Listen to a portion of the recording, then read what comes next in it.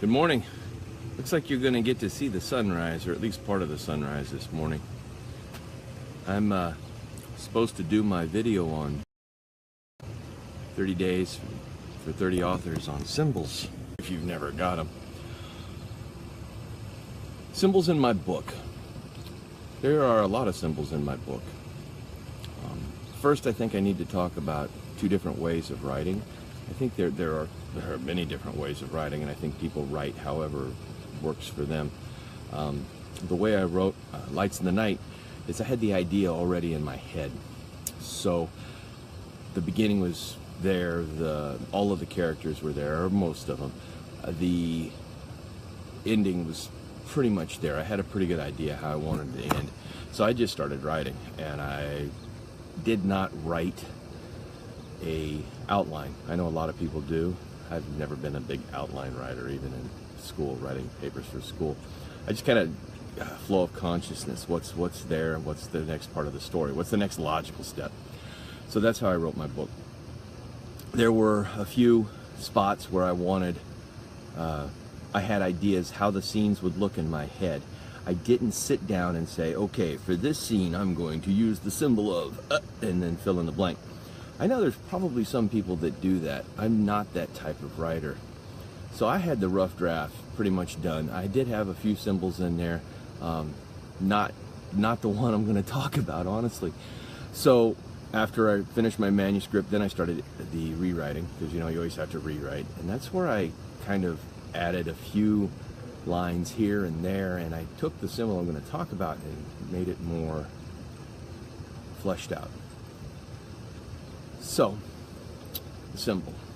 Trevor comes to Marysville. He's flown from London. He spent the whole trip barely sleeping, and there's a mix-up at the car rental place. So he's basically stuck with his two very large bodyguards in a very small car.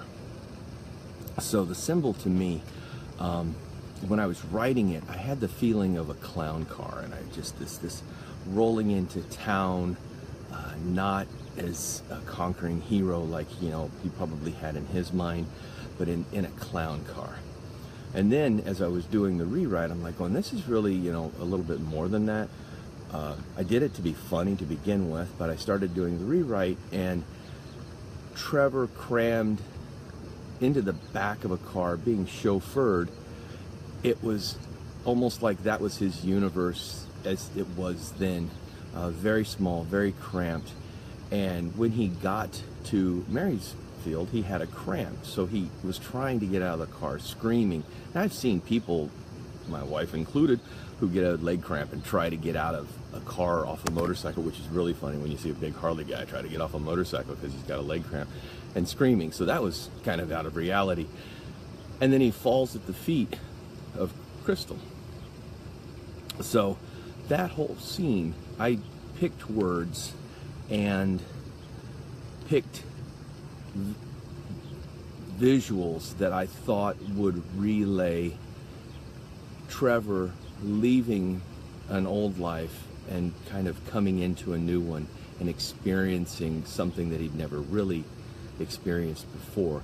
And that was kind of the start of Trevor's journey once he got to Marysville. So did I think of it subconsciously as I wrote it?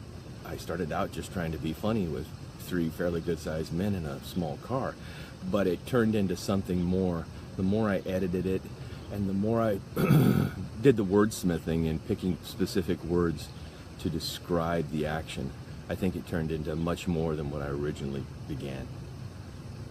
I have to go fix another symbol of how my day is going to start. My car has a flat tire, and I have to go to school today, so I'm hoping if I put air in it, it will survive long enough to get me home tonight. We'll see. Have a great day. Bye-bye.